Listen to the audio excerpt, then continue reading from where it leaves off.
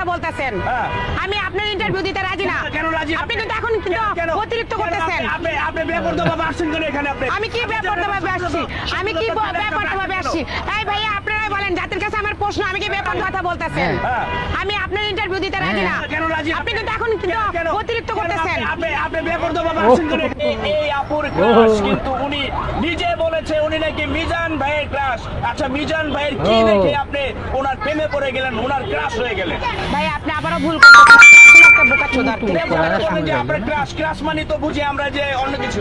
কারণ আপনার কথা আছে দেখতে যার মনে থাকেন যা ফালদা উঠে কি তাই। হয় আপনার মনে অবশেষে। হইছে যত খারাপ হিলাই বড়া, এর জন্য মিজান আপনার ভাইয়ের ক্রাশ, এইগুলাও এরকম মিজান হিলাই ভাইয়ের বড়া। ক্রাশ, আপনি নেগেটিভ গোপন মানে মানে আপনি নেগেটিভলি কেন নেন বলেন? গোপন তথ্য প্রকাশ হইল।